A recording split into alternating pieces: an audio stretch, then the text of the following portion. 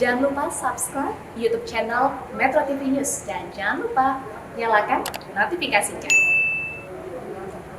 Lembaga Perlindungan Saksi dan Korban LPSK masih pikir-pikir untuk memberikan layanan perlindungan kepada P, istri Ferdy Sambo, dan juga Barada E. LPSK akan mendalami apakah ada ancaman dalam proses penyidikan kasus penembakan di rumah Ferdy Sambo.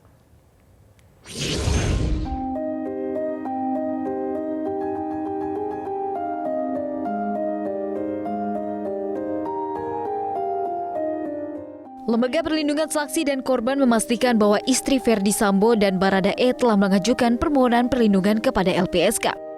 Lembaga itu juga telah meminta keterangan awal dari pihak pemohon terkait kasus baku tembak yang terjadi di rumah Ferdy Sambo.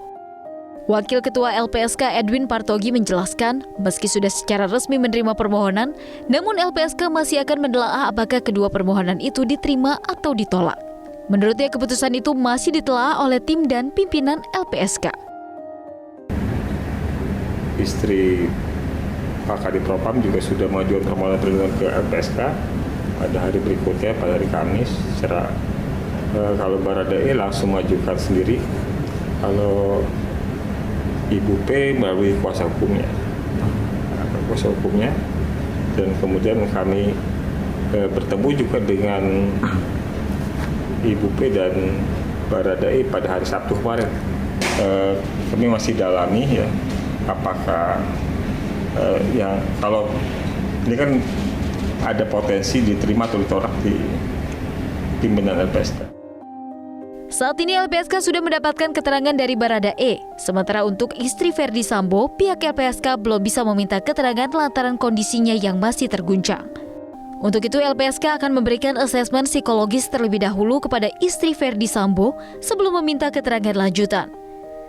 Dalam menjalankan tugasnya, LPSK mengacu pada Undang-Undang Nomor 13 Tahun 2006 tentang Perlindungan Saksi dan Korban. LPSK dibentuk untuk memperjuangkan hak-hak saksi dan korban agar diakomodasi dalam seluruh proses peradilan pidana. Dalam menerima atau menolak permohonan, LPSK mempertimbangkan berbagai syarat, di antaranya seberapa penting keterangan pemohon, ada atau tidaknya ancaman bagi pemohon, serta ada atau tidaknya luka fisik atau trauma psikis. Tim Liputan Metro TV. Pemirsa, mengapa P, istri Ferdy Sambo, meminta perlindungan ke LPSK dan bagaimana LPSK menyikapinya? Kita akan membahas bersama Wakil Ketua LPSK Edwin Partogi dan kuasa hukum dari keluarga Ferdy Sambo, Arman Hanis. Pak Edwin, selamat malam. Selamat malam, Mbak Afi. Iya, Pak Arman Hanis, selamat malam. Selamat malam, Mbak Afiani. Baik, Pak Arman Hanis, saya akan ke Anda terlebih dahulu. Apa yang menjadi pertimbangan klien Anda untuk mengajukan permohonan perlindungan kepada LPSK?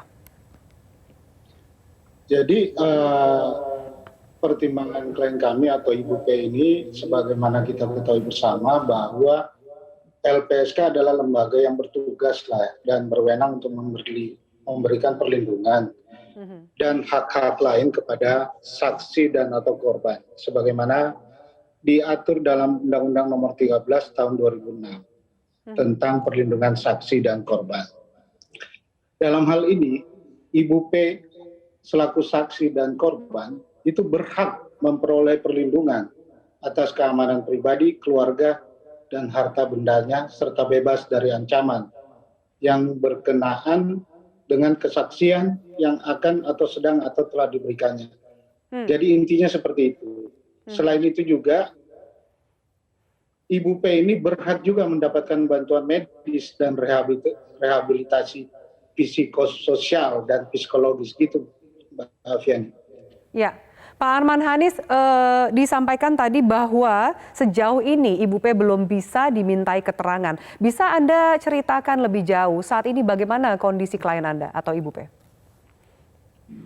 Sebagaimana diketahui bersama, saya juga turut mendampingi LPSK dan Komnas Perempuan waktu berkunjung ke kediaman klien kami, dan saya juga mendampingi pada saat bertemu dengan klien kami yaitu Ibu P. Kita sama-sama melihat kondisi trauma yang luar biasa ya, keadaan tertekan yang luar biasa, sehingga pada saat itu saya juga memberikan kesempatan kepada LPSK dan Komnas Perempuan untuk bertanya kepada klien saya, tetapi setelah mungkin karena kami keluar pada saat itu, klien kami belum bisa melanjutkan pertanyaan dari LPSK maupun Komnas Perempuan, karena pada saat itu juga terlihat jelas ya, saya juga melihat sendiri klien kami dalam keadaan tertekan atau trauma yang luar biasa. Demikian, Mbak. Pak Arman, salah satu syarat sebagai pemohon dari perlindungan saksi dan korban, pertama adalah pentingnya keterangan saksi dan juga korban, termasuk juga tingkat ancaman yang bisa membahayakan saksi dan korban. Banyak juga pertanyaan di luar sana yang mempertanyakan apakah klien Anda merasa terancam atau ada pihak lain yang mengancam beliau dalam proses hukum yang tengah berjalan saat ini? Kalau kita bicara mengenai pengancaman atau merasa terancam, kan jelas sebenarnya bahwa ancaman itu bukan dari seseorang atau dari siapapun. Itu ancaman adalah segala bentuk ya, segala bentuk perbuatan yang menimbulkan akibat, baik langsung maupun tidak langsung. Ya. Sehingga saksi atau korban merasa takut ya, atau dipaksa untuk melakukan atau tidak melakukan sesuatu hal yang berkenaan dengan pemberian kesaksian dalam proses peradilan pidana. Itu berdasarkan undang-undang yang ada. Tetapi jelas di sini klien kami merasa takut dan terancam selaku saksi yang mengalami korban pelecehan seksual. Sebenarnya diatur juga dalam Undang-Undang Nomor 12 tahun 2022 yang baru, bahwa hak-hak korban jelas ada hak penanganan dan hak perlindungan dan hak pemulihan.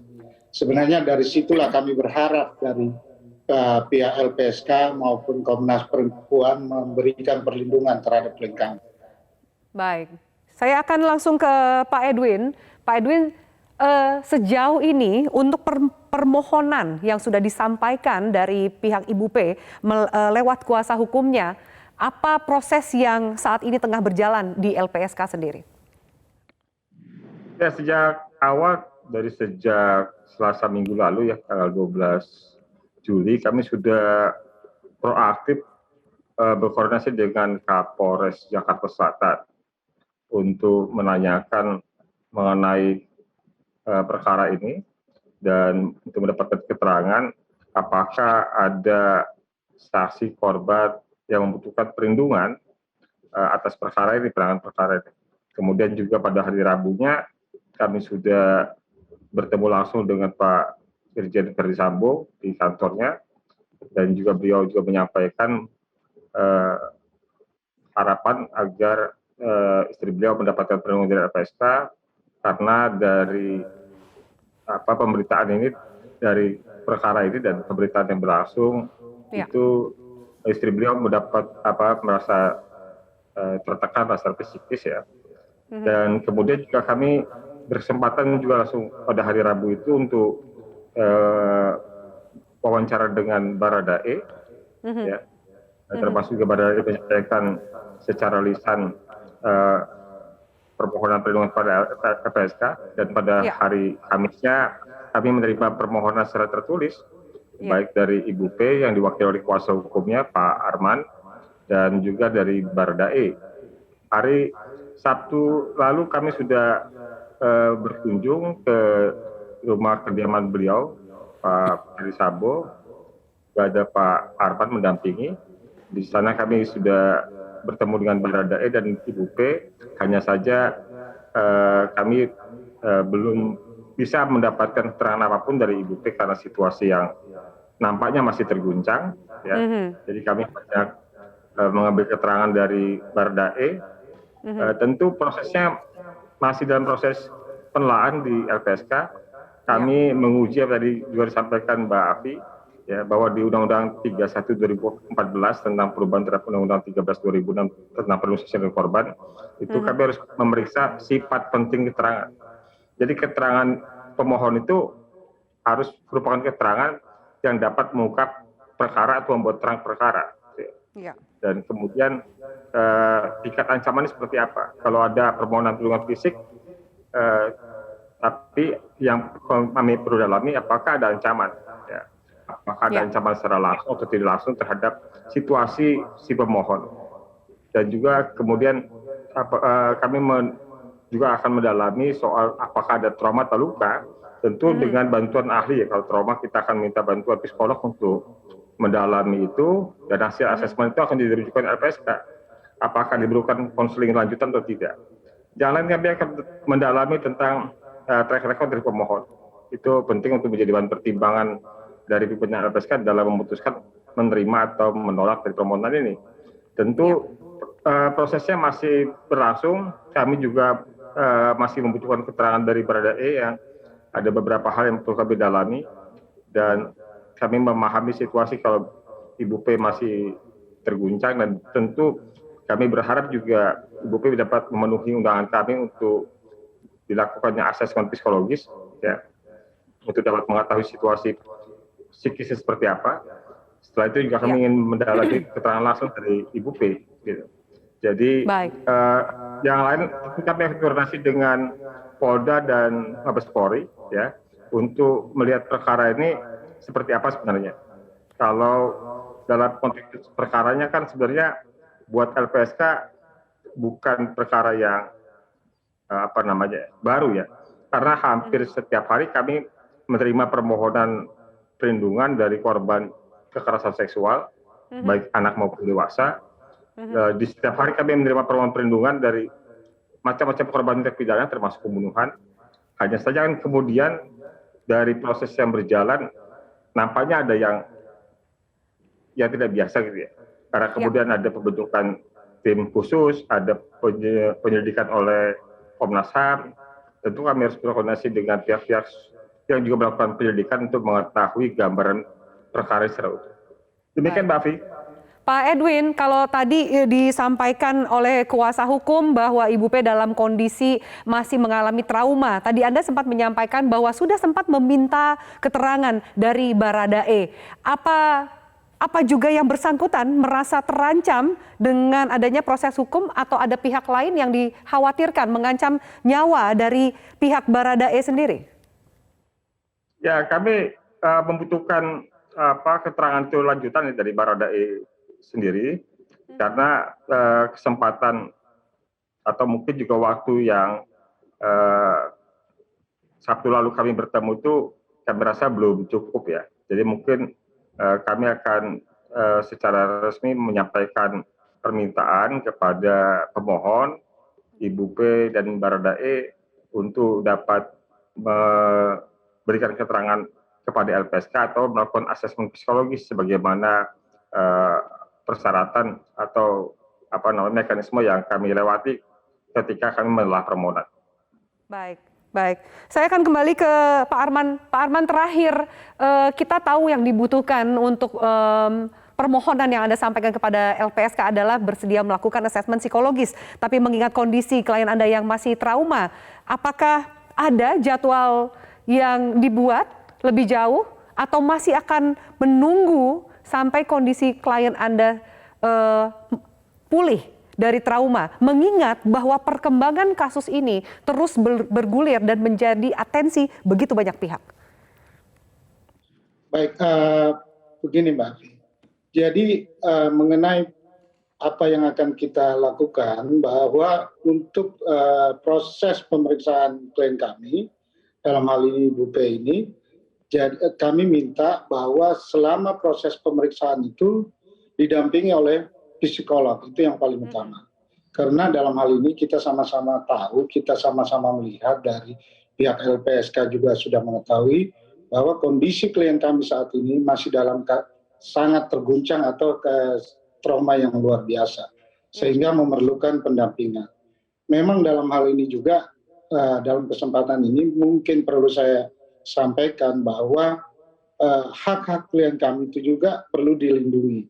Dalam hal ini kan setelah diatur dalam Undang-Undang Nomor 12 Tahun 2022 mengenai perlindungan terhadap korban pelaku tindak pidana kekerasan seksual. Itu yang harus perlu betul-betul dipahami bahwa klien kami adalah korban. Gitu, Mbak. Baik, jadi belum ada jadwal untuk dilakukan asesmen psikologi sesuai dengan prosedur yang diminta oleh LPSK, Pak Arman? Ya, jadwal itu kami tinggal kapan diminta untuk melakukan asesmen itu kami siap. Dalam hal ini klien kami pasti siap untuk melakukan itu selama didampingi oleh psikolog. Karena kan kita ketahui bersama kemarin pada hari Sabtu itu juga telah Komnas Perempuan maupun LPSK telah bertemu klien kami melihat kondisi fakta yang ada bahwa klien kami dalam keadaan trauma yang luar biasa. Demikian, Mbak. Baik, Pak Arman Hanis dan Pak Edwin Partogi, terima kasih banyak. Kita harapkan Ibu P, klien Anda bisa segera pulih dari trauma dan bisa melakukan prosedur yang diminta sesuai dengan permohonan perlindungan saksi dan korban. Terima kasih Bapak-Bapak untuk waktu dan keterangan Anda di Prime Time News pada malam hari ini.